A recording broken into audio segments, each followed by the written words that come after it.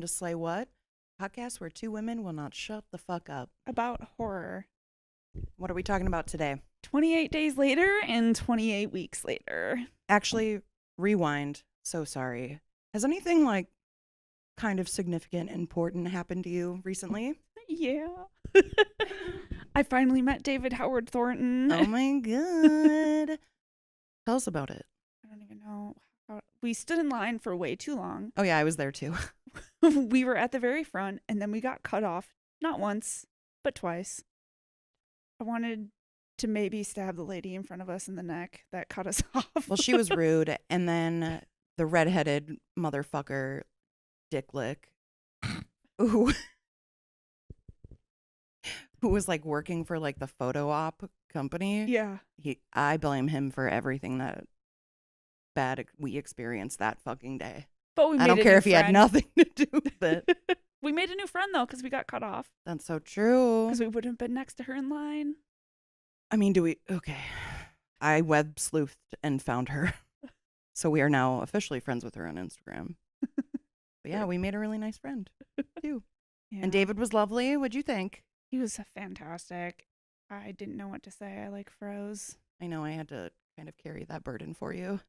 But we got our little picky signed. We got a picky with him. And then we left because we had no interest in being there after that. There's just it wasn't as much horror as I was anticipating. Because I was like, if you're going to have David Howard Thornton, who's clearly the most popular actor there. Right. You'd think there'd be a little bit more horror, but it was just geek shit, which is great. Yeah. Just not our bag. Yeah. It's not our thing. Yeah. So yeah, we pieced out and got Bloody Marys, as we do. All right. Now we can get into it. Now we can get into 28 Days Later, my favorite zombie movie of all time. Damn. I love this movie so much. Okay. Do you want me to talk about the history of zombies first? And figure we can cover the first movie first, and then before we go into the second weekend. Oh, okay. This is why we need production meetings. Okay. Chance is eating pizza. He's not even listening to us. I got it from a homeless man. Oh. We'll deal with that mess later.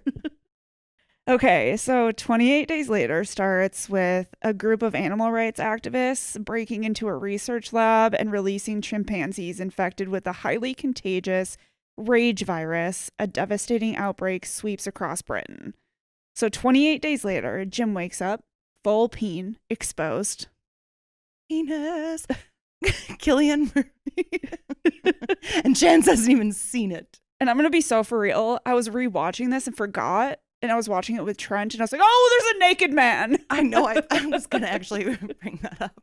I'm so glad you did. And now your son's going to turn out gay. Maybe. Her 10-year-old son saw full peen. That's fine. He literally said, Mom, I've seen a dick before. He goes, Yeah. I have one. Fair. Like, but we did talk about how we're going to show him Carrie on Halloween this year. And I was like, so many boobs in that movie. So many boobs. So he wakes up from a coma in an abandoned London hospital and he finds the city eerily empty, but soon discovers that the country has collapsed due to the virus. The infected are not traditional zombies, but living people turned into violent, mindless killers. Jim teams up with other survivors, including Selena and father-daughter duo Frank and Hannah. And we love Frank. Frank! I love Frank so much. They travel to a supposed military safe zone, only to find the soldiers have sinister plans to enslave women for repopulation. As the situation turns deadly, Jim fights back, becoming just as brutal as the infected to save Selena and Hannah. They escape, and the film ends on an ambiguous note, hinting at a possible rescue. Oh, so that's the movie summarized. Mm-hmm. I figure we could start by comparing traditional zombies to 28 Days Later zombies. Well, 28 later. Oh, sorry. Keep having mini strokes. 28 Days Later zombies. They invented the fast zombie. Yeah, they pretty much did. So traditional zombies are made by supernatural forces almost. Well, you don't really Like, ever think know. of like Night of the Living Dead. Well, right. you You never, know? and well, yeah, especially Night of the Living Dead. You never know. Like viruses and like Resident Evil. Sure. And then like unknown origins, like Mhm. Dawn of the Dead. Oh, yeah. Well, I think, well, maybe we can talk about this later because I go into a little bit of the cinematic history, but do you think that, I think Night of the Living Dead, Dawn of the Dead, Day of the Dead, those all exist probably in the same universe? I imagine. I would imagine. Because it's all George A. Romero. Right. And 28 days later, the infected are not undead like a traditional zombie would be. They're like living humans transformed by the rage virus, and it spreads through blood and saliva pretty much instantly. Yeah. I mean, yeah, based on how like Frank turns. It's so It's so fast. fast. Mhm. That's kind of like Wreck too, or Quarantine. Right. Wreck, the Yeah. Spanish movie, and then Quarantine. I we love had to that obviously movie. remake it. But like because every other zombie movie, I feel like it's like, no, it takes like an hour or like at least a few minutes. It's not like 10 seconds. Yeah, this is pretty instantaneous. Yeah. It's crazy. Traditional zombies. When I think of like traditional zombies, I think of like slow, like, you know what I mean? Yeah. That overwhelm victims through like numbers. There's just a hordes- shit ton hordes of them. of Yeah, zombies, hordes yeah. of zombies. And then 28 days later, they're terrifyingly fast. Mm-hmm. And they like sprint and attack with like animalistic aggression. Well, yeah, because I feel like it's kind of almost like rabies. Right. Yeah, that's what it reminds me of a little bit. Could you Because that's imagine? very much what like Quarantine reminds me of, or like Wreck. Rabies, the rabies virus. Because I think it comes from a dog in that movie. This might be a very stupid question. Uh-oh. But Let me hear rabies it. In humans, doesn't it just kill you? It doesn't make you into like how it affects animals, right? Makes it you does the afraid of same thing. water. Seriously? So it like, yes, yeah. It does the same thing. And so you can get like a 7 round shots or something. Well, I knew It's, it's a the lot of shots are shots. intense, And apparently. they're like in Yeah. your ass, Yeah, I think. I could think be that's wrong. correct. But once you show signs of rabies, you're done. Yeah. It cannot be cured. But you like go like You go insane. You like you start like rage filled. You're afraid of water. Yeah. oh There's an episode of Criminal Minds where one of the serial killers purposefully infects people with rabies. what? And we all know Criminal Minds it's all accurate. Yes, very very accurate. Mhm. Early symptoms can include fever and abnormal sensations at the site of exposure. These symptoms are followed by one or more of the following symptoms: nausea, vomiting, violent movements, uncontrolled excitement, fear of water, and inability to move parts of the body, confusion, and loss of consciousness. I think there's only 2 cases ever where people have been cured after showing symptoms of rabies. Once symptoms appear, the result is virtually always death. Oh damn. Mm-hmm. Okay. Interesting. Not a stupid question. I don't know why me and Chance knew that. Because, Other than Criminal Minds. yeah. Well, I know how like rabies like affects animals, and I knew that you would die once you got it. I knew that, but I was like, does it make people want to bite people? I don't know if it makes you specifically want to bite people. I think, or I don't even think that technically animals Want to, want but they to get bite like people. aggressive. It's just aggressive. Yeah, it's aggression. Okay. Anyway, moving on. Traditional zombies are like mindless, and they're driven by instincts. So usually like hunger for brains. And 28 days later, they don't even eat their victims. They just simply attack to like Mhm. spread the virus. I mean, in some cases, that's kind of an instinct too, right? Right. You want to like spread contagion. Right, exactly. Traditional zombies often require headshots or complete destruction of the brain to be stopped, and in 28 days later, you can kill them just like a normal person By killing. by killing them. Traditional zombies infection takes minutes to hours, sometimes even days, or in some cases, you have to literally be buried to rise up from a grave. Mm-hmm. Mm-hmm. And like I said, 28 days later, it's like instant. Shockingly instant, in Mhm. fact. Traditional zombies often represent societal fears. Yeah, go into that. Yep. And then 28 days later, it focuses on the collapse of civilization, rapid societal breakdown, and the question of whether humans are worse than the infected.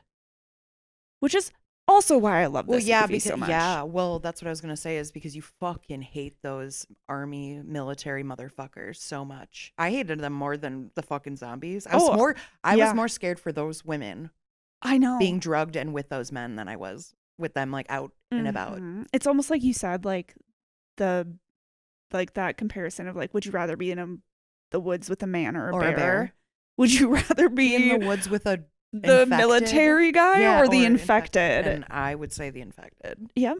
I guess in both cases, the bear and the infected, they are just acting on instinct. Right. Exactly. Survival instinct, basically. Mm-hmm.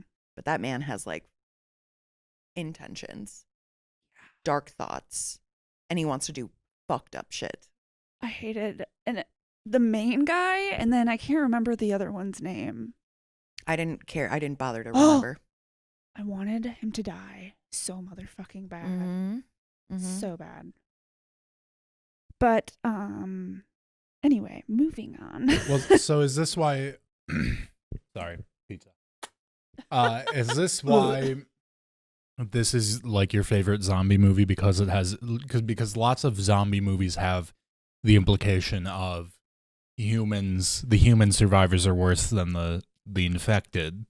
But is this your favorite? Would you say this is your favorite zombie movie specifically because it has the connotations of violence against women as like the main drive of like why the humans are more scary than the infected? Yeah, like you're seeing it. You're actually seeing it depicted because it's like when you can relate to something more.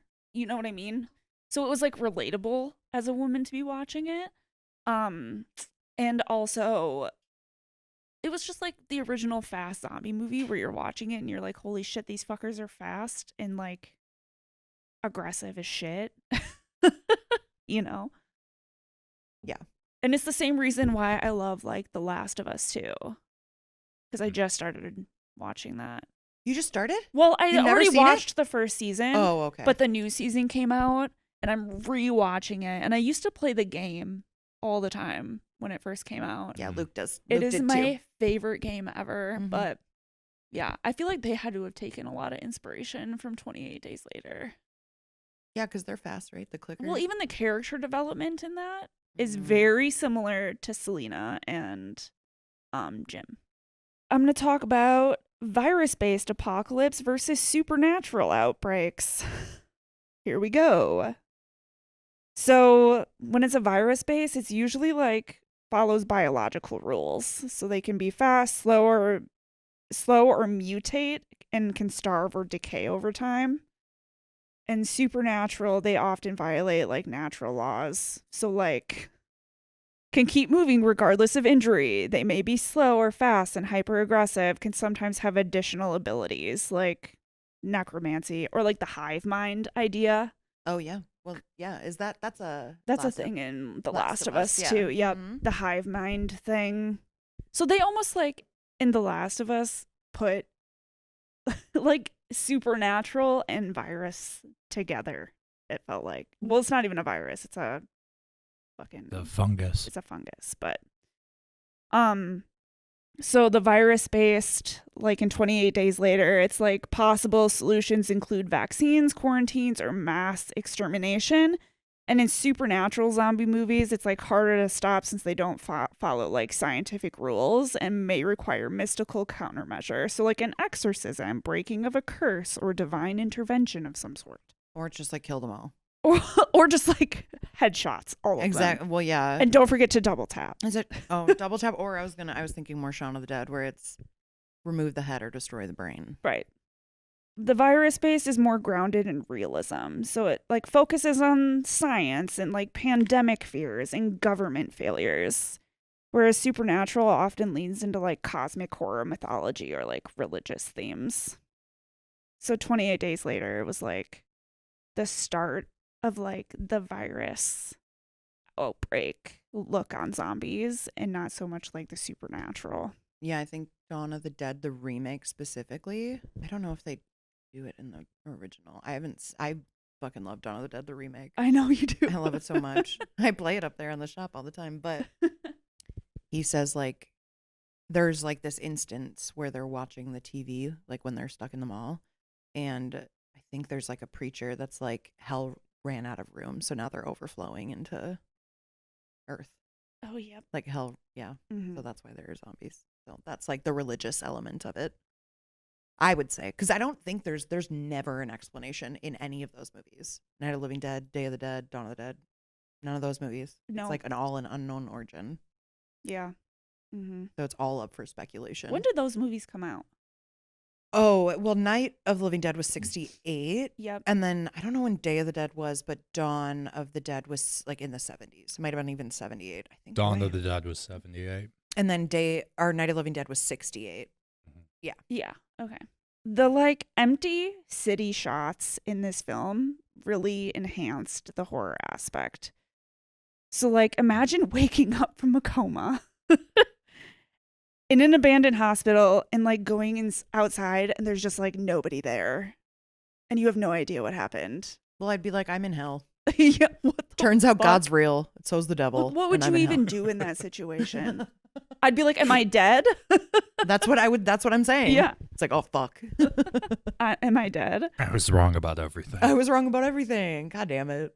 And it's like London is one of the busiest cities in the world. So seeing it completely empty is just like super unsettling. And it's also interesting because like, God, I lost my train of thought. Well, I can hear Hef upstairs. I know, I can hear him too. Our ghost is making Yeah. noise. Yeah, can you hear him stomping around up there? I Yeah. can hear him over there. Well, I could hear it. I thought it wasn't. He But up it there. was. He doesn't come down here. He doesn't like it down here. Hef, why don't you like it down here? He's pissed we made it look cool. Let's be. I don't know if that was him, but That's got to be the people upstairs. yeah. But there was like clear footsteps. Yeah. So, what I was going to say is like the lack of immediate danger almost like makes it worse. Like the silence. Well, because he has no explanation. Yeah. he doesn't there's know why that. Nothing. And it's not So like. he has no, like, he can't anticipate that these fucking rage-filled zombies are going to come running at him. Like, he has no idea. It's like when in other zombie movies, they always show like the chaos. You know what I Yes, mean? Like absolutely. all of this shit Like, happened and that's why you're at where you're at. And Mhm. here it's just like the chimpanzees escape and then it's like 28 days later. It Mhm. doesn't show the mass panic or chaos. And it's Mhm. almost like more unsettling because of that. It's like, how the fuck did we get We got here? here from there to here. When Jim encounters the infected, the contrast between stillness and chaos like makes the appearance of them like more shocking. Like when he sees the priest. Mm. Do you remember that? Mm-hmm. And it's just like his first encounter with an infected, and he's just like aggressive and crazy, and it was just like, oh, it was super quiet and still before this, and now all of a sudden shit's hitting the fan. Do you think there's something to that? That, like, the first infected he sees is, like, a religious figure? Oh, I never even thought about that, but that's a good question. Possibly. I think it means God's not real. So the thing that I love about this movie so much is the character development between Selena and Jim and how it shifts. So like when Jim first meets Selena, she's like hardened and ruthless, and she just like accepted that survival requires like emotional detachment. And she makes that very clear when she kills Mark after he's scratched. He's like, wait, no. No, and she's like, too bad, Yeah, too motherfucker. Bashing your head in, buddy. Jim is just like still adjusting to the apocalyptic reality, and he questions the need for like such brutality. He's just a sweet little baby. He don't know nothing. And as the story progresses, Jim's resilience grows and Selena begins to soften. Especially after they team up with Frank and Hannah. And they form like a little makeshift family, and they're like traveling together, and it's very When they're in the sweet. supermarket, right? Yeah. That's how I learned about one of my favorite songs in college. They play it during. Oh, it's like I don't. Yeah. Yeah. That was on every fucking playlist I made in college because of that movie. Anyways, go on. And now it's gone.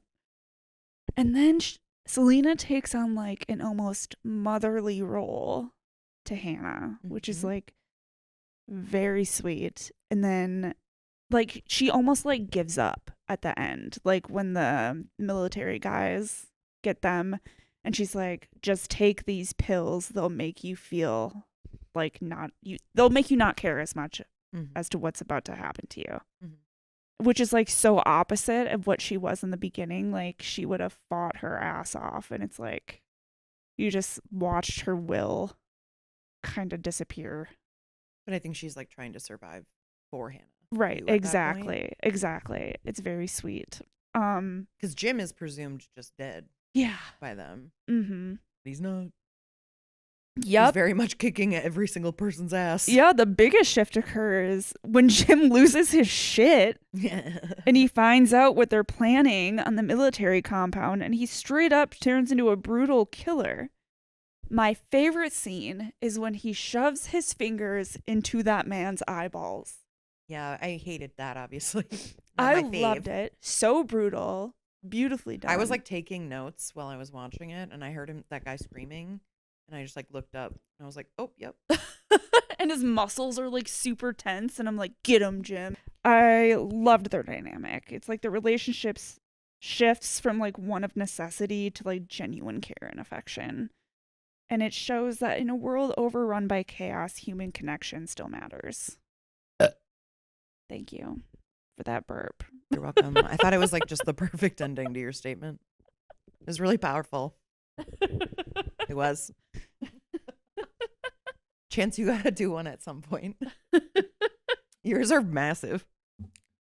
I'm a big boy. You big boy. So, like we said, the like other reason I love this movie so much is the shift in like the zombies to like real life horror. Mhm.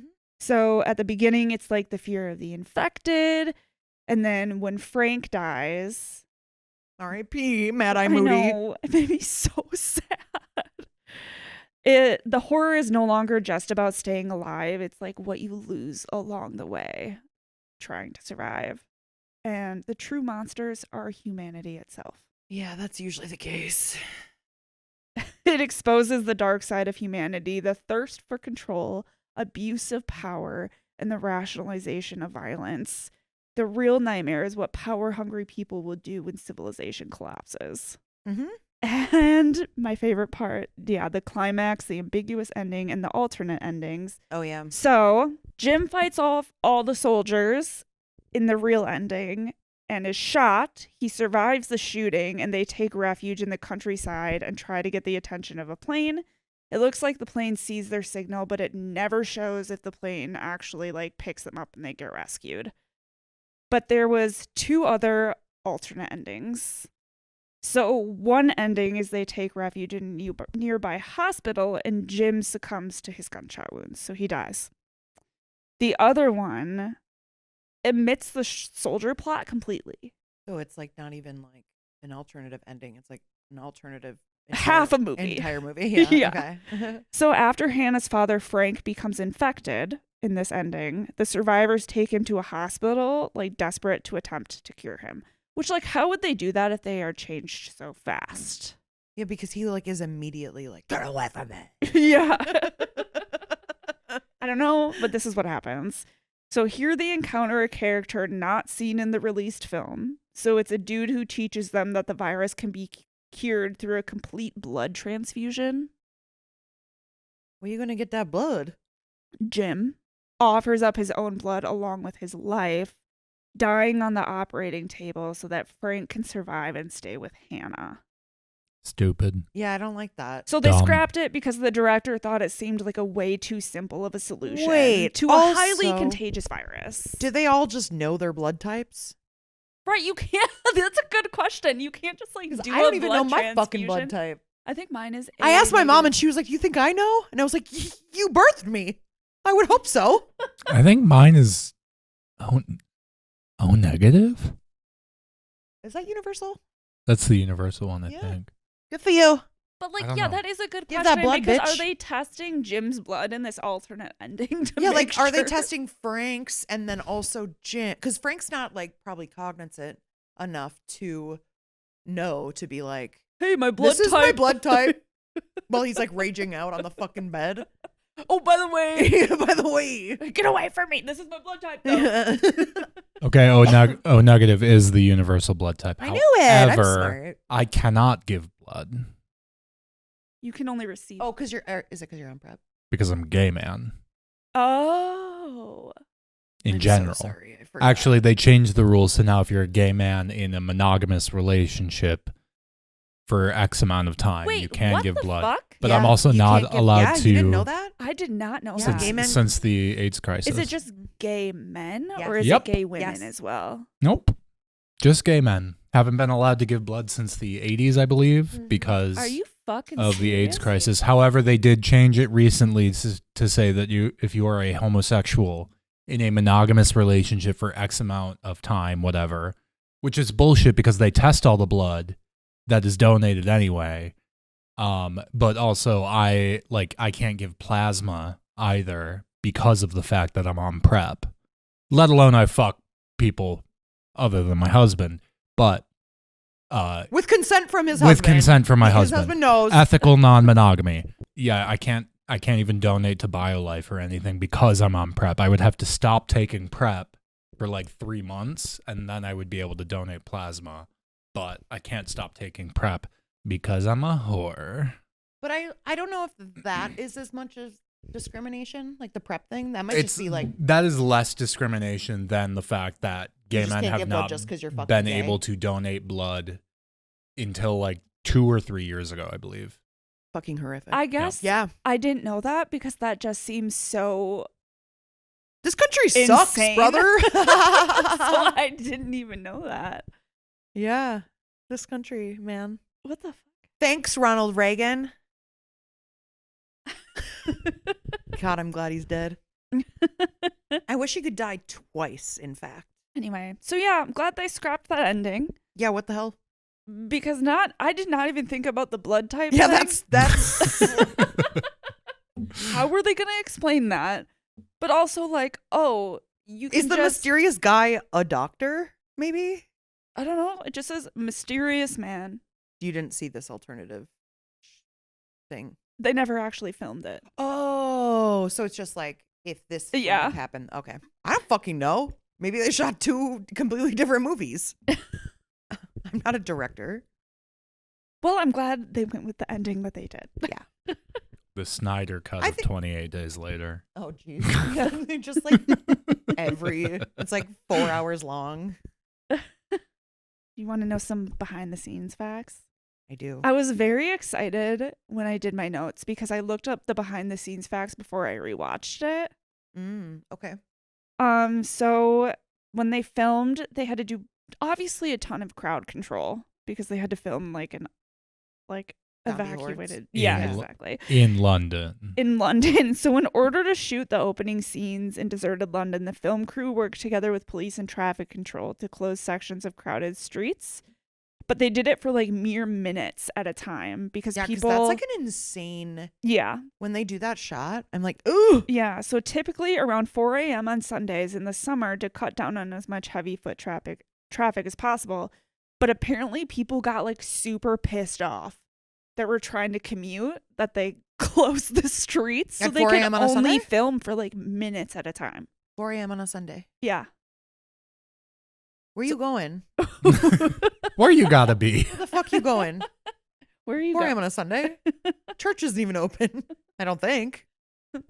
We wouldn't know.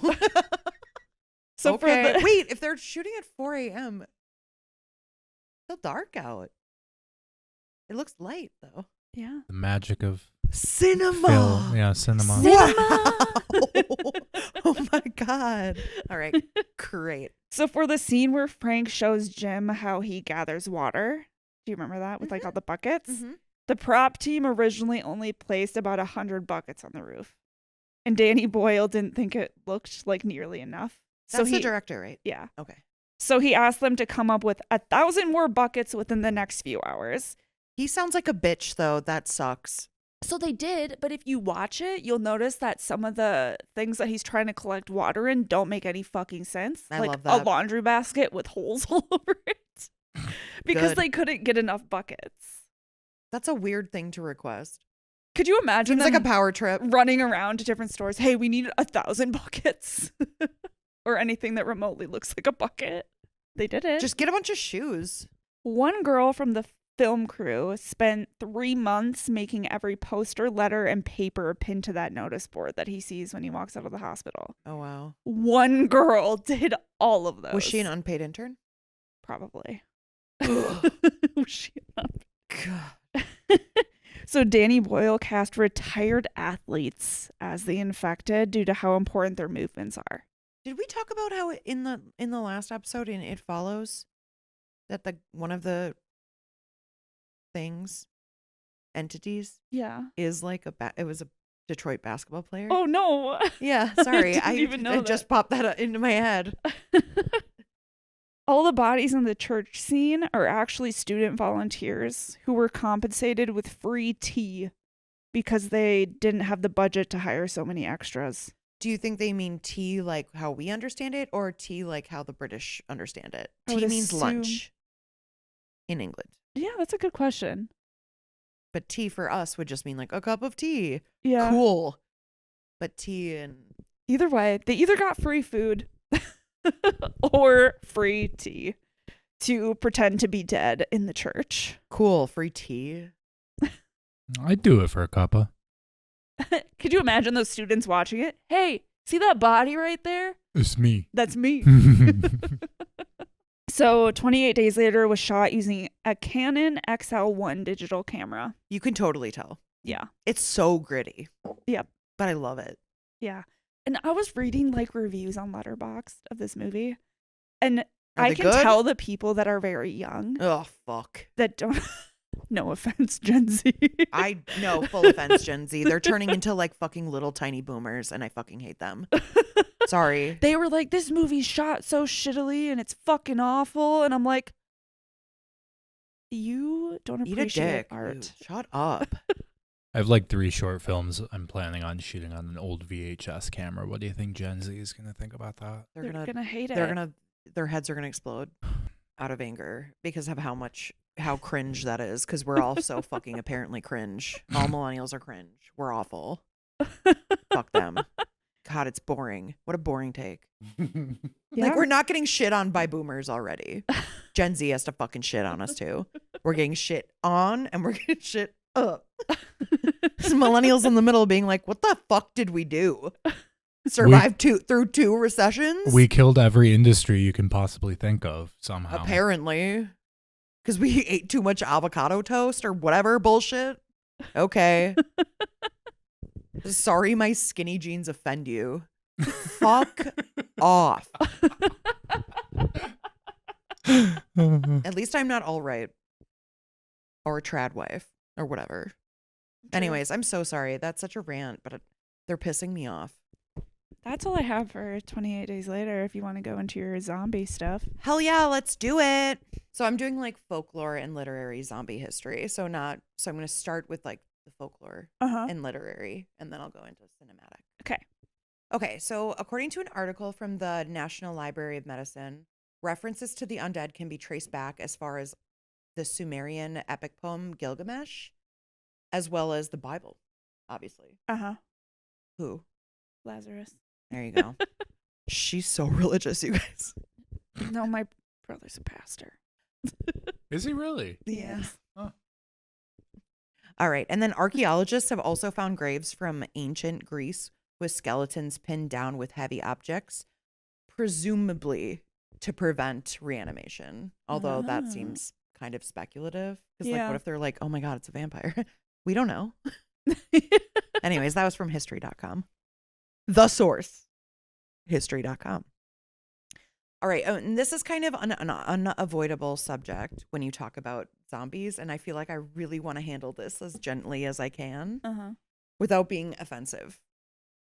And I just want to say I'm not an expert on this. And I'm going to quote directly from articles because I'm not trying to speak with any authority on this topic. And it's it's Haiti and voodoo, Oh, okay. which is Gotcha. different than Hollywood voodoo, right? Yes. So it's not VOODOO.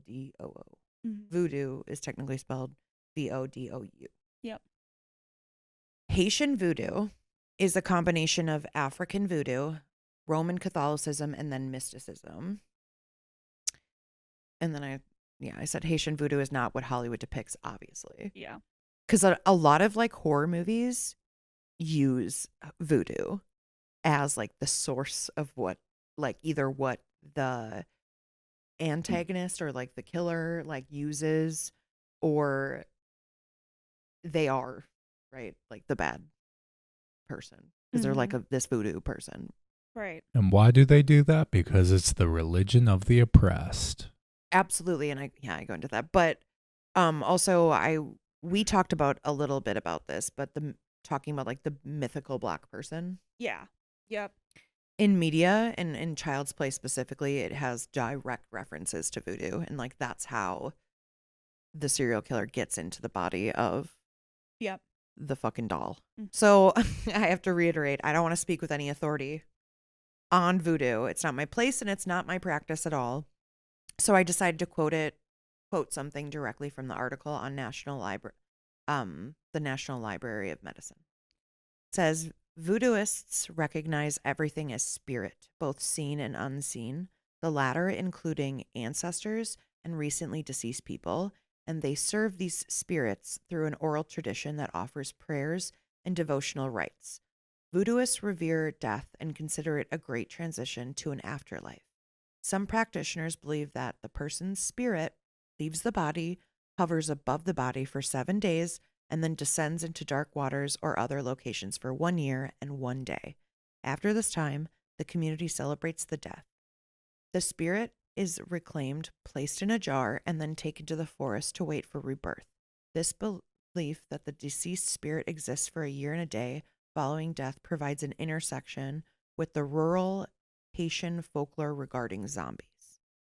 So the bakur, or sorcerer, can capture the spirit of the dead and sell it as good luck to other people. In some situations, the sorcerer can reanimate the corpse into a zombie who works as a slave, usually in agricultural fields. Each year in Haiti, multiple actual zombies are reported. Sorry, that's kind of complicated.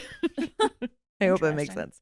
So I said this article goes into detail about various environmental factors that could actually account for zombie reportings past and present. That's why I got it from the National Library of Medicine, because it talks about like people in Haiti are actually being like, yeah, no, I've seen a zombie. Oh, gotcha. Okay. But it's a lot of like medicinal stuff that Mhm. you can create that can turn people mindless or whatever. Right. Side So- note, I just heard the ghost. It was moving. Hef, I think, is really interested in zombies. It was I heard some like clanking, like glass on glass. Uh-huh. Huh. All right, Hef. All right, so we're going to kind of exit that territory for a little bit and talk more about America. Do you hear that? Uh-huh. What was that? I don't know. It was like a whistle. Yeah, me it sounded. It was like- glass. It was like that. That's what I heard. Oh, Hef, shut the fuck up. You didn't do shit last week or 2 weeks ago. Okay, so If that's you, knock over one of the cameras. I won't be mad.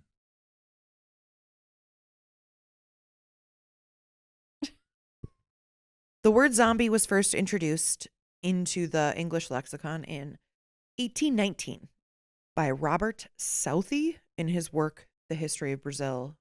But zombie in this instance was in reference to a Brazilian native chief. Zombie was derived from an Angolan word for God.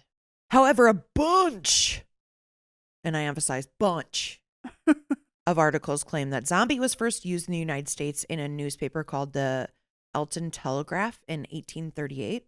It was within a reprinted short story called The Unknown Painter, which was about a young boy enslaved by a Spanish painter who claims, so the young boy claims to the painter that a zombie was painting in the painter's studio at night. His claim is dismissed as an old African myth. The idea of the zombie then became popular throughout the United States. So this like short story was like reprinted, like Reposted. People were sharing that shit. they loved It went viral. They loved it on TikTok, dude. It went viral. Oh, fuck off. Ever. Okay. So the idea of the zombie then became popular throughout the United States. The idea's infancy was often related to the enslavement of Black people. Okay. Like when it first came to be here in the United States, that's kind of like what zombie was symbolic of in literary terms. Okay, gotcha. All right, this is my last thing on like real life zombie history or real life zombie history. Are you ready? Yeah. All right, let's talk about desomorphine. What's that called, Chance? Desohoofine? No. What's the nickname? Street name? Desomorphine? Yeah. Crocodile. Yeah, crocodile. So, according to the most reliable source, Wikipedia, it's a semi-synthetic opioid. When I was younger, we would send each other pictures of people's bodies after after abusing crocodile, Right. or desomorphine. It was on what was that? What was the website we were talking about? Bestscore.com. Bestscore.com. Yeah. Ugh. R.I.P. The early days of the internet were it was the fucking wild west, Yeah, brother. it really was. Oh, I saw somebody get beheaded on I know, the same. internet. I Googled it when we were at the bar. It didn't get shut down until 2020. No, I believe that. That makes sense to me. That seems so much later than I thought it got shut down. But but like you'd like see these fucking pictures of people that have done crocodile. I remember specifically on bestscore.com, sorry, caveat, there was, because I believe our health teacher in middle school told us about this, about a dude who was on angel dust and cut off his face with a piece of broken glass and fed it to his dog. I remember that. I remember that. He fed it to what? His dog. Is this Oh like a my myth God. that we all created? But I very distinctly remember the image in my head of this dude with no flesh on his head. Like just because I was like, is teeth. this like the same thing as like when we all made up that Marilyn Manson had like removed His ribs. his bottom ribs to suck his No, own there dick? was visual evidence of I this can't one. believe we all did. That's so, I'm so proud of us for That we did creating a that. viral moment when the internet didn't even exist. Yeah. That was the thing in the 90s. We were all like, did you hear? None of us knew who even Marilyn Manson was. Back Barely. Back when transphobia was a casual blind items thing. Well, and also, well, that man is awful and Well, is yeah, an he abuser sucks, but- and sucks shit. And you know what? Let's bring it back. Let's bring the rumor back. He's removed another set of ribs so he can lick his own asshole. That's what I heard. Tell your son. He'll pass it around the elementary school. Hey, my mom said. My mom's best friend told me. And it's true. I wouldn't lie to you. Yes, I would. I love lying to children. Okay, so desomorphine. So it's a semi-synthetic opioid. The effects are fast acting and include pain management and sedation. So like at first when the shit was first manufactured or whatever, however you make medicine, I don't fucking know. I'm not a doctor. Okay? As we said in the Saw episode. Oh yeah, I'm not a doctor. I'm not a doctor. It was used medicinally at first. Oh. And it was used medically, actually. I don't know if it was medicinal, but it was like in medical settings. It was used until 1981. But recreationally, it gained media attention in 2010 because it was easily produced in Russia. Because you could get cocaine, or not cocaine. Oh my God, maybe. Actually, maybe you could. You can get codeine over the counter in Russia. Can you do that here? No. Right? Okay. None of us are doctors. You can make it with codeine and iodine. And then in addition to a ton of toxic chemicals. So basically like meth. So lay, like just your average drug producers won't remove all these toxicities. You need a Like- prescription to get codeine In Russia? in America, at In America. least. Okay, but not in Russia. Okay. So it's called crocodile, which is Russian for crocodile. Oh. Yeah. Either because of a related chemical name, which I didn't even bother to put in because, like, I'm not going to be able to fucking pronounce that. And we all know that. Or because users tend to exhibit scaly green skin after severe abuse of the drug. Oh, good. It's often nicknamed. So this is why I kept this in here. It's often nicknamed the zombie drug or the flesh-eating drug Oh. because the potent and unfiltered chemicals from its homemade production cause severe damage to skin, muscle, and bone. Okay, gotcha. Ready? Yeah. All right, I got 4 pictures for you for people that have abused crocodile. I'm not showing it to the camera because I don't think that would be cool. Are you ready for the picture that scarred me as a child? Yeah. This is what I showed Max and Chance at the bar. Ready? Yep. Oh, is that his bone? Yeah. What the fuck? How did you handle that picture, Ariel? You fucking hate I know, but I like. This is why she hates. I know, but I think what I hate, you know what I hate is most. Well, first of all, bones belong in the body, and I can't. Yep, I can't look at it. I can't look at it too long. Bones belong in the body. That's not. Well, it is. But I don't like in the it. body? I'm gonna puke. I can't look at it too long. It's bad pictures, guys. Look up pictures. What did I Google? Crocodile effects. So that's why it's called, or that's why it's nicknamed like the flesh-eating virus or flesh-eating drug Okay. or the zombie drug. I always thought it was because it like literally turned you into like a mindless zombie. That was Yeah. like very suggestive. You're turning into a skeleton. That's just a dude's bones. Yeah, you're gonna be a skeleton soon. You're a skeleton. And I like man. that maybe it's because he's still on crocodile that he's just like, look. I know. He's just like holding. Check his it own out. Is that my bone? That's Crazy. Guys, there's something weird here. Should I go see a doctor? Muscles. Okay. Muscles. All right. Now I'm going to go into the cinematic history. Okay. Okay. This is a little quicker. I only do 3 movies Oh, okay. that I feel are like most important. Mhm.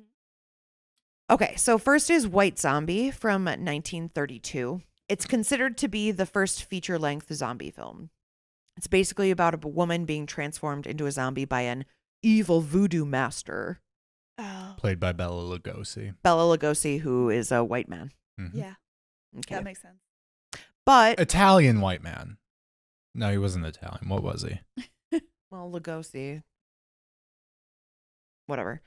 But regardless of the zombies' race in the film, it was heavily racialized. Hungarian. It was heavily racialized. This was before the figure of the zombie had been fully separated from its Haitian folklore roots and became more symbolic of an American experience and consumerism and capitalism. So it literally pantomimed the experience of enslaved people. This movie did.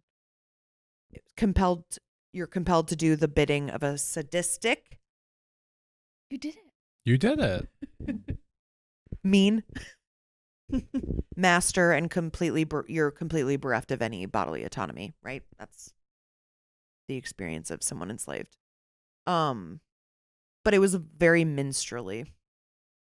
Was not handled well. Well, It's 32. Yeah. Trying to handle voodoo. yeah. Okay. Fucking whatever. Night of the Living Dead from 1968, directed and written at least partially. I don't know if it was fully written only by George A. Romero, but it follows 7 individuals who find refuge in a farmhouse in rural Pennsylvania after being attacked by reanimated corpses that they refer to as ghouls. Yep. So zombies never said.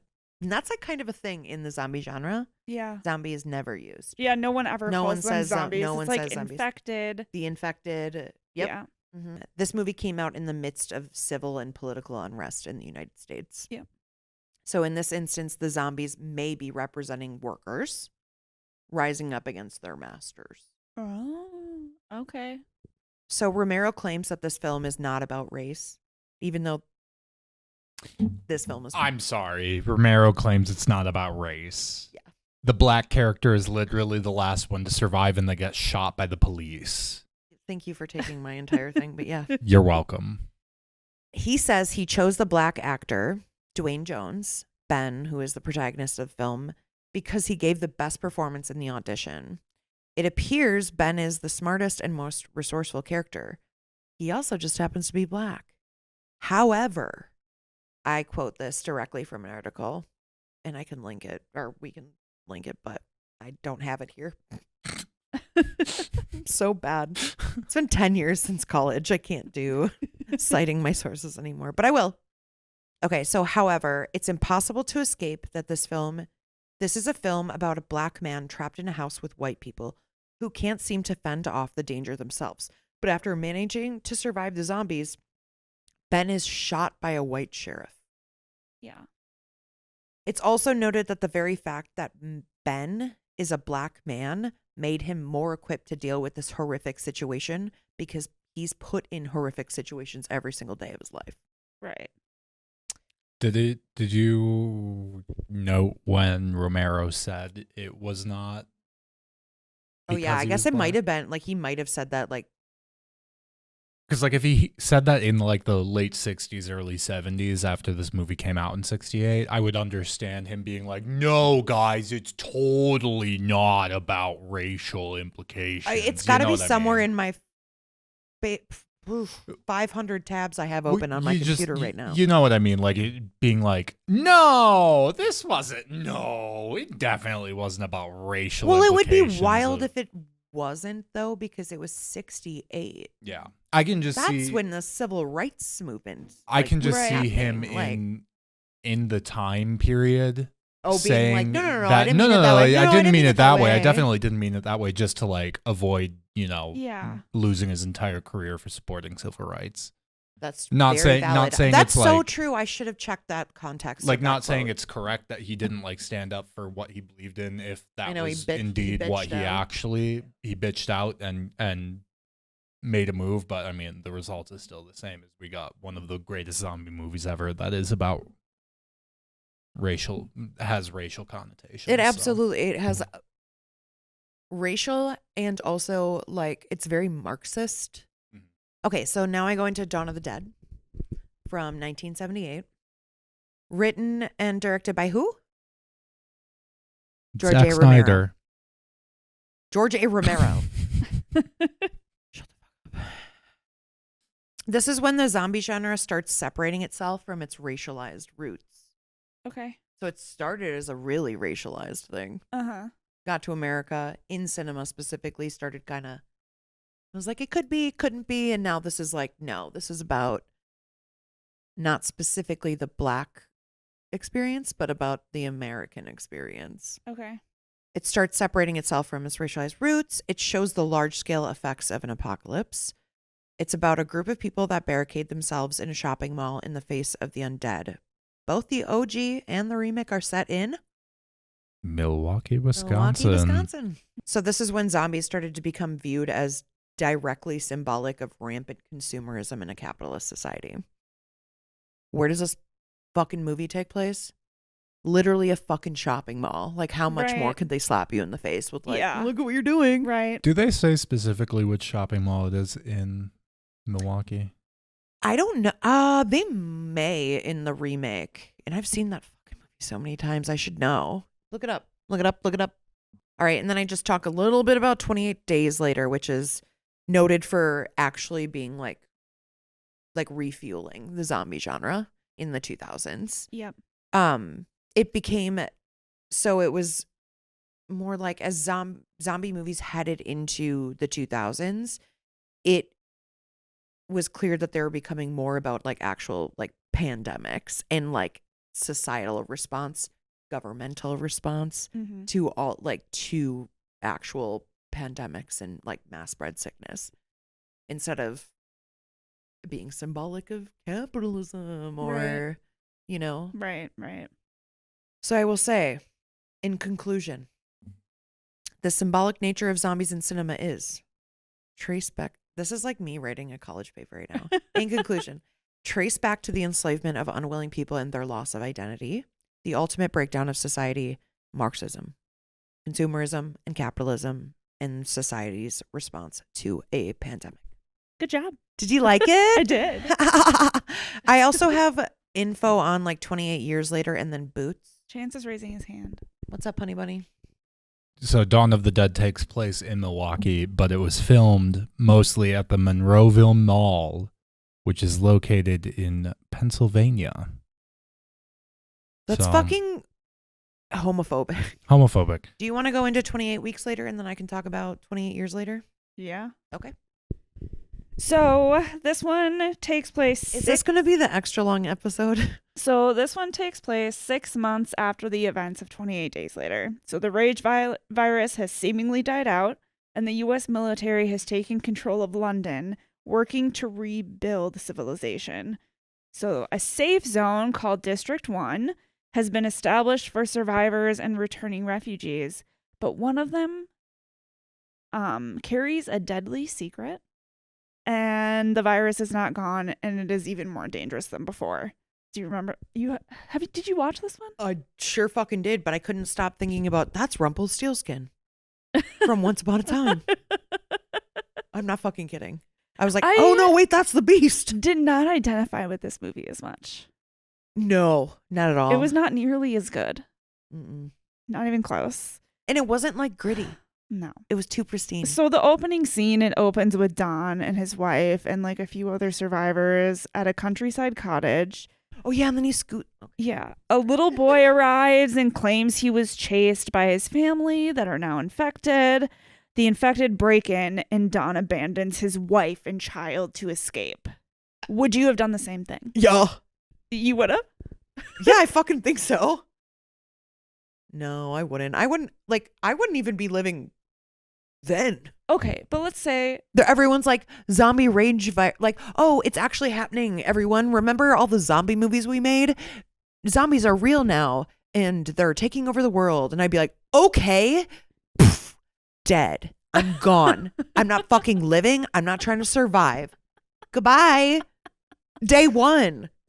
Chance, would you abandon Tom in a zombie apocalypse? No. Yeah, he would. I would could not. see it in his fucking eyes. I would not. Ariel's like, fucking 'Cause bye, Luke. my Tommy gun would die My without point me. isn't that I so- would abandon him. Is that, well, I guess in a sense I would because I'd fucking kill myself. I wouldn't abandon it, but I would. In a sense I would, because I would fucking end my life. See, but that's Tom's entire argument, which is why we've talked about this, not in the sense of a zombie apocalypse, but in sense of like the incoming water wars when those start. And then like, yeah, Tom's yeah, just like, yeah. I'm going to kill myself. And I'm like, no, you have to give me a year to establish ourselves as post-apocalyptic warlords with a harem.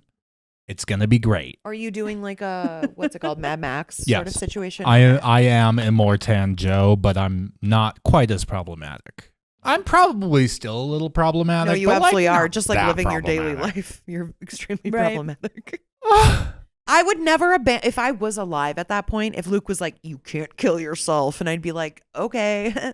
But then he'd have to have like something to tie me up because I'd try to find a way to kill myself. But if perchance I'm in this situation, would I abandon Luke? No. I would just I'd be like, remember at the end of Twilight? The end of Twilight? Is that what you just said? At the end of Breaking Dawn Part 2,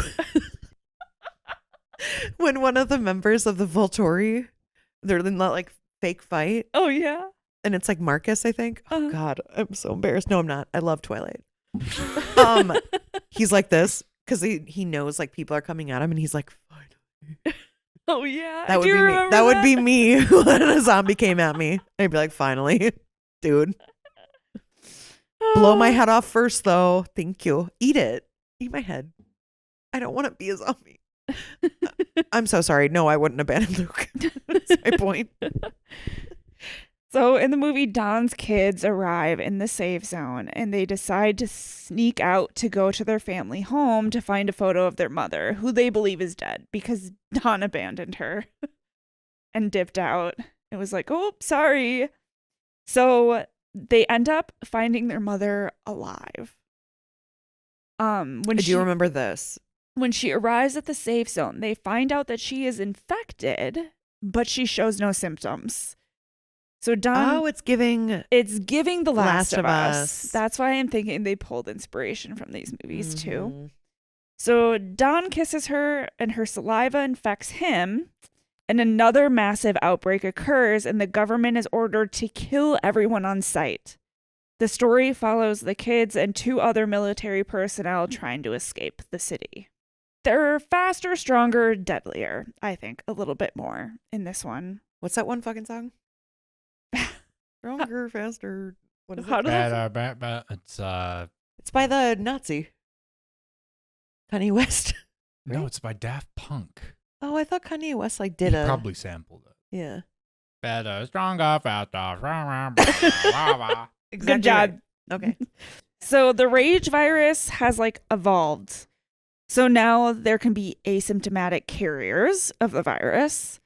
They're faster and more brutal, so they appear to be even more aggressive and they attack in larger numbers in this movie. It's like the disease got time to age and evolve. Right. Don appears to retain a level of self-intelligence, even when he's infected. Is Dawn Rumpelstiltskin? I don't know who Rumpelstiltskin is. I also don't know who Rumpelstiltskin is. What's From his name? Once Upon a the Do you know who the actor is? Robert something, maybe? Rumpelstiltskin from Once Upon a Time. Where are my Once Upon a Time heads at? Not me.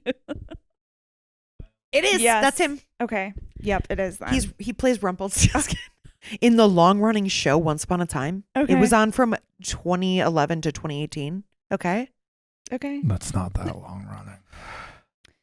So 7 years is a long time. So Don kind of keeps his self-intelligence. He almost seems to be hunting down his kids. So it seems to be even a shorter incubation period when people get infected. In this one, it seems So even it's shorter. just a second instead of 10 seconds. Okay. Because I just remember, so when we were referencing Frank in the first film, it was just drop of blood. Well, he realized that he was infected. Well, but- drop of blood in the eye, realized it, Yeah. and then it was 10 seconds later he started Yep. shaking. Mm-hmm. Okay.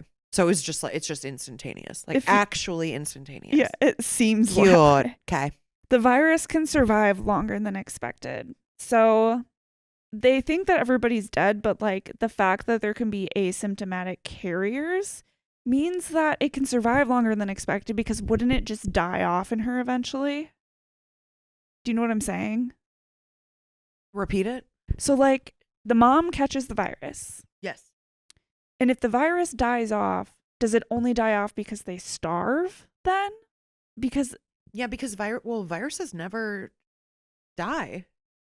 If you get, it's kind of if you get well, yeah, I know that. if you get a wart, or if you get a Uh-huh.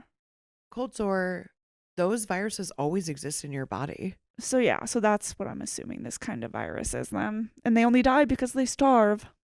The US military and how they failed to rebuild London. U.S. military? It was the US military in this, yes. Oh, I'm so sorry. I definitely was just Rumpelstiltskin and was taking notes about crocodile.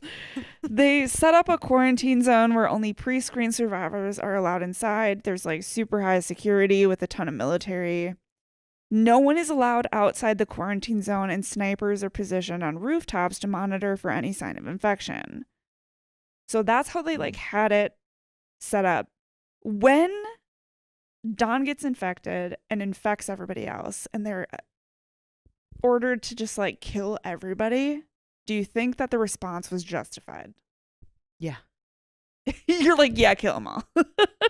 Yes. Even the innocent people that Yeah. aren't infected? Okay. Yeah, kill them all. Got it. What do you think? What do you think? Oh, sorry, I was reading about Rumpelstiltskin. God damn it. Just call this episode Goddamn Rumpelstiltskin.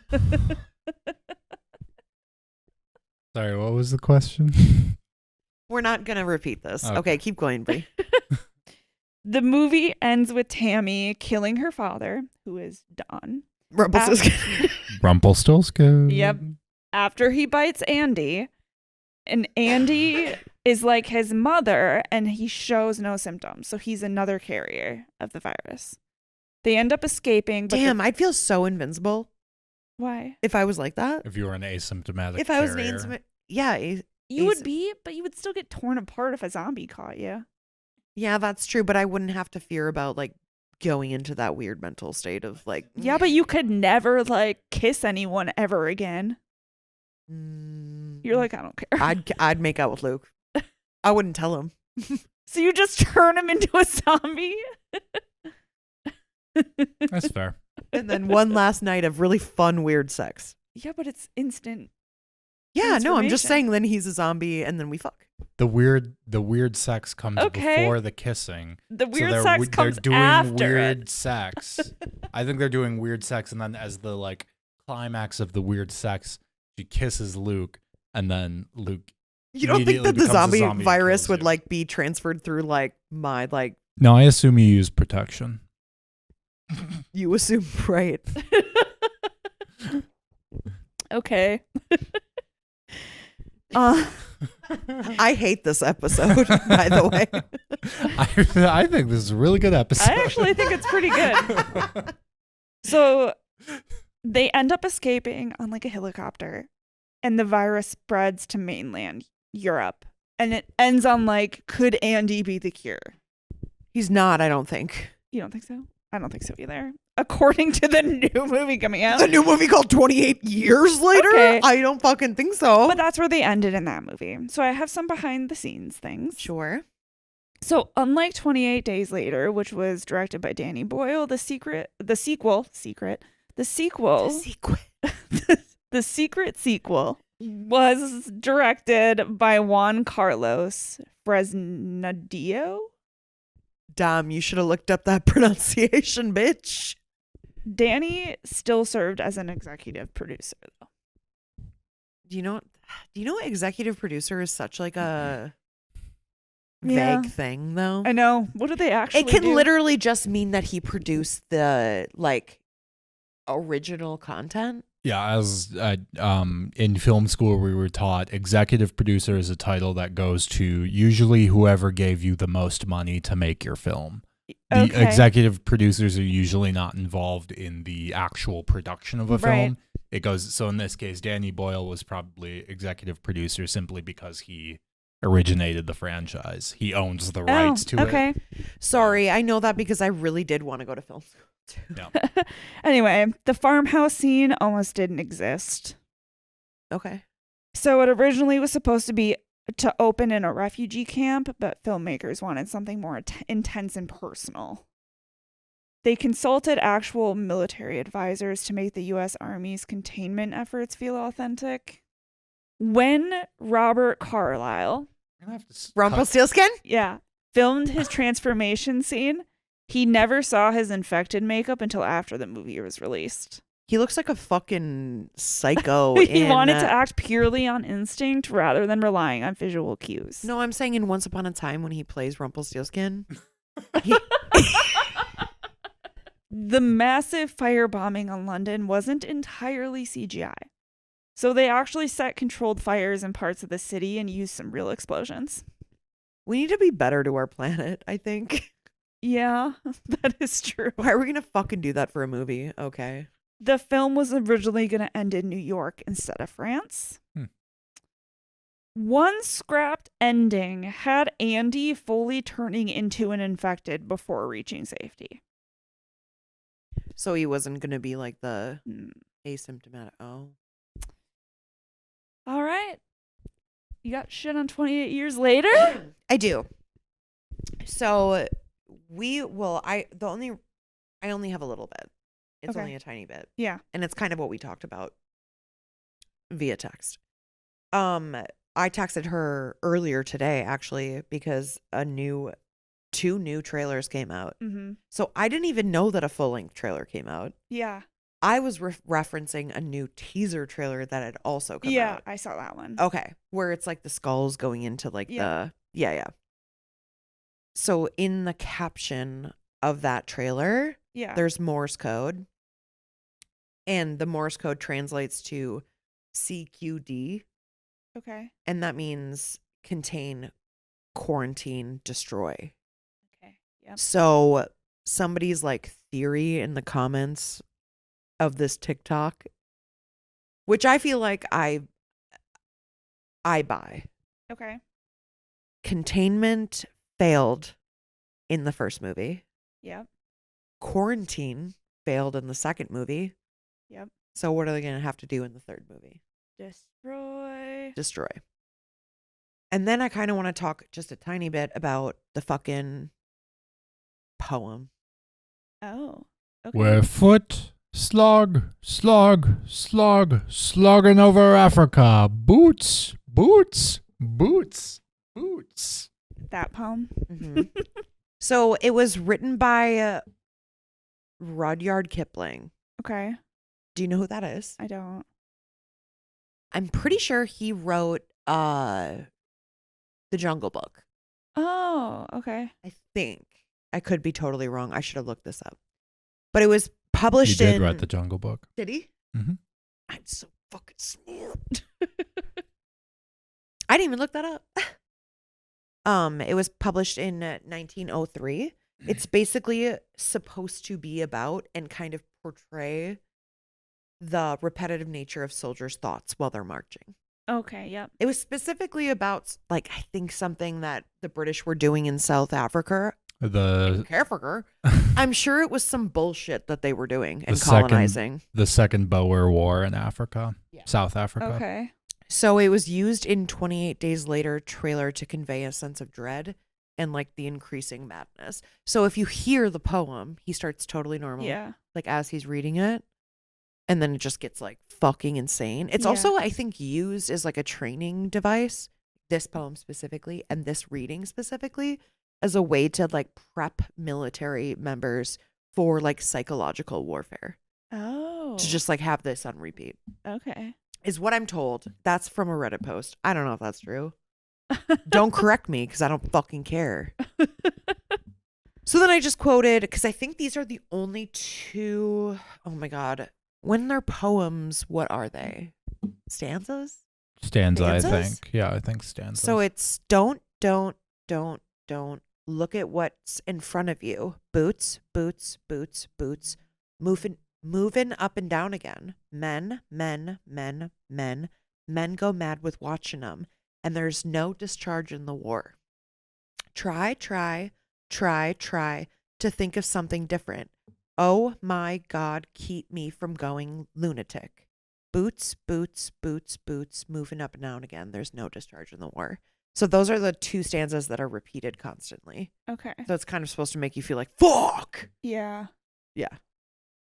And that's all I have on 28 Years Later. But I have a question. What is it? Do you have anything? Yeah. Oh, okay. You can go. So it's directed by Danny Boyle again.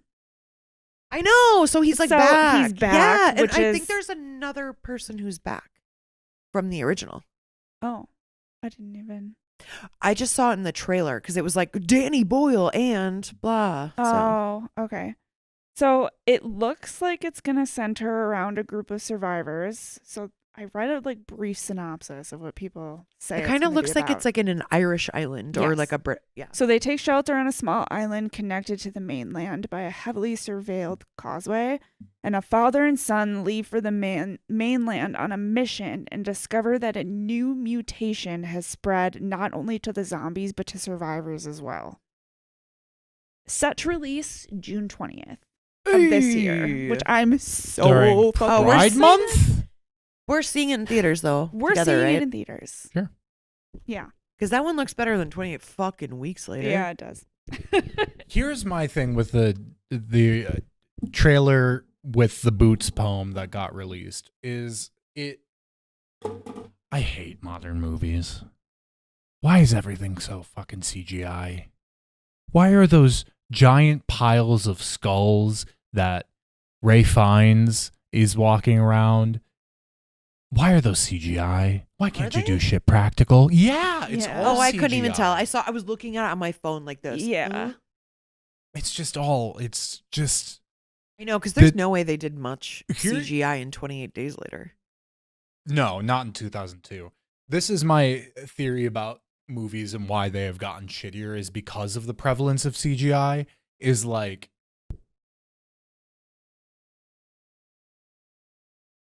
I'm gonna shit.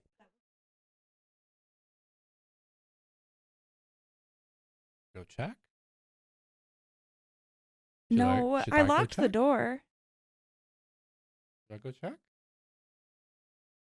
Nope. Let's just continue. Anyway, so I feel Okay. so if you can't hear it on the audio, which I'm not sure that you will be able to, but there's a ghost that infects Black Kettle Tea and Boutique in downtown Eau Claire. You should check it out. BlackKettleTea.com. Yep. Hell yeah. And we're currently hearing shit in the shop upstairs. We're recording in the basement. We're currently hearing shit in the shop upstairs move around because of No, the I ghost. just heard what you heard before. Yeah. Like the glass. Like Yeah, clinking. I heard it again. So the That was ghost half really is scary, being though, very that big active bang. during our Oof, recording okay. session. Anyway, My heart. I just feel like modern movies have gotten so shitty because this third entry into a franchise that started in the early 2000s is now becoming this grandiose thing that's full of these like epic CGI shots, but not everything needs these epic CGI shots. Yeah. You can do like fucking character driven shit still, Yeah. and it will sell better. I know. But Hollywood's never going to understand that. Hollywood will never understand. Anyway, Absolutely not. Marvel, come on. Mhm. Let's go to space. I have two questions. Okay. Not two, but like I have a question and then a game. Okay. Okay. What is all of your favorite zombie movies? And I have 3, so you can pick more than one. Okay. So 28 Days Later. Okay. I Am Legend. Cool. I would have never Interesting, thought. I like that movie a lot. Is that zombies or is that vampires? Keep my wife's Yeah, I name don't really out your know. fucking mouth. Anytime I see him, I I just know. think that. Does it have to be a movie or can it be a TV show? No, just movie. Because Oh, if I would have picked TV show, I would have put The Last of Us in here. yeah. My favorite zombie movie would be The Battery, which is it was an ultra low budget shoestring character driven zombie movie. It was shot for like $10,000. Oh. But it is 2 guys. So in baseball, apparently the pitcher and the catcher, like that combo, is known as a battery. And so it's about the pitcher, it's about this battery, these 2 baseball players who are surviving during a zombie apocalypse. And there's barely any zombies. It's just about like their development as characters. But it ultra low budget, which is what my shit was when I was in film school, which is when I watched this the first time. And it's great. I loved it. I have it on Blu-ray. You can borrow it sometime if you want. Did you have any other one? Because I have 3. I picked out 3. Just because I couldn't pick. No, that's really the only like standout zombie movie I can think of. Okay. Does anyone want to guess any of my favorite 3? I know what one of them is. What is it? Dawn of the Dead remake. The remake from 2004. Mm-hmm. I always love the remake. I know. It's the only 2 remakes that I'm obsessed with are the Dawn of the Dead remake from 2004 and the Texas Chainsaw Massacre from 2003 Yeah. with Jessica Biel. So yeah, you're right. And then Shaun of the Dead Yep. because it's like the scream of a zombie movie, Uh-huh. basically. Character development, spectacular in that fucking movie. Mm-hmm. I also love Simon Pegg.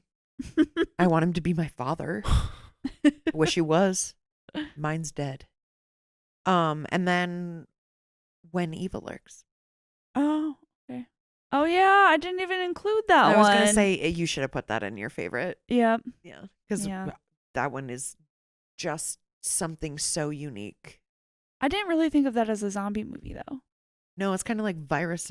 Yeah, they Yeah, turn into like I guess so. Yeah. Yeah. It's kind of like modern day zombie. Yeah. All right, ready for a silly little game? It's not even that silly. It's just, who would you rather have with you during the zombie apocalypse? Okay. And I have 5 different Okay. sets. And my first note is, I know at least Bree and I would simply kill ourselves during any sort of apocalypse, because who's trying to survive that? But for the game's sake, let's say we actually have the will to live.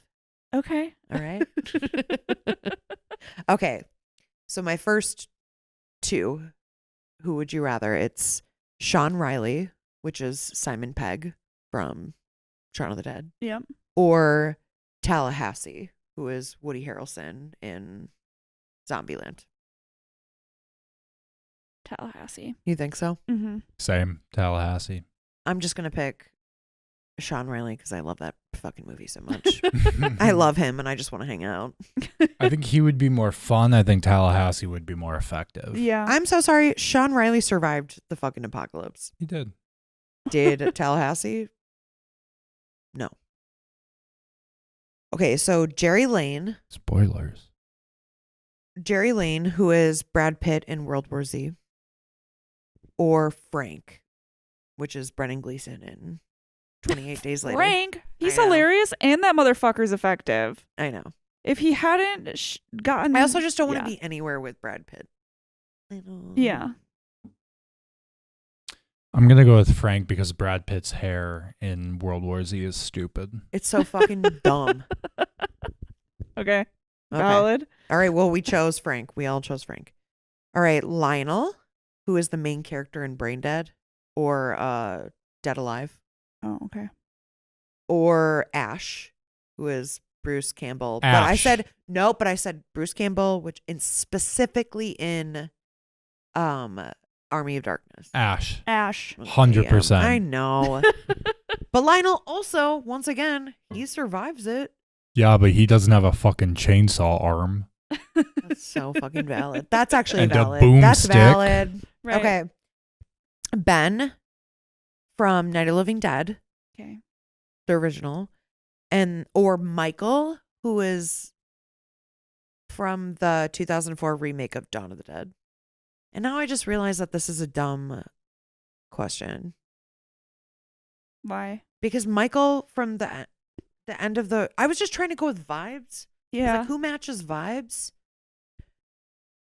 Michael fucking gets bitten. Yeah. And he gets like left on the fucking shore as they zoom away on their little boat. Mm-hmm. Ben gets shot by the cops. He survives the zombie. Okay. So I choose Ben. Yeah. Same. Yeah. Okay. Sorry. That was just like a,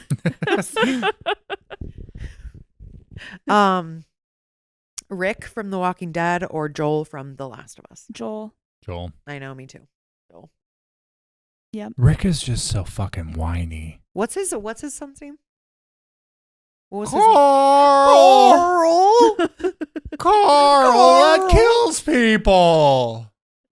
I stabbed him 47 times in the chest. Carl! All right, well, that's all I have. That's my little silly little game. Awesome. I Should think we we're done. talk about what we're talking about next week? Well, it's kind of a little trifecta. Due to popular demand, we'll be talking about Meth Gator. Lavalantula, And Cocaine Bear. All right, stay tuned. and we're all covering them separately. It's gonna be a great time. Are we going to tell the truth the whole time? Probably not. I don't know. I don't think Definitely so. no. We can't be like, I can't be shackled to the To to the truth. truth. I To can't. facts. No, Facts. no, not when it comes to Lavalantula. Anyway, make sure to follow us on TikTok at SlayWhatPod and Instagram at SlayWhatPod. And if you could give us a rating and review, that'd be fantastic. If you review us, write a little something to Hef, and we'll let him know. Hef is our ghost. Yeah, right. Let him know. Yeah, give him a little note. Maybe next time he won't be so fucking loud. All It right. has been really loud. Thanks for listening. Thank you. Bye. Bye. Later. Slay What is hosted by Vodvarka and Ariel Wisniewski. Production and editing is by me, Chance Smith, at Strangehavens. Follow us on Instagram and TikTok at SlayWhatPod. Email us at slaywhatpod@gmail.com. And go to strangehavens.com for more. Goodbye.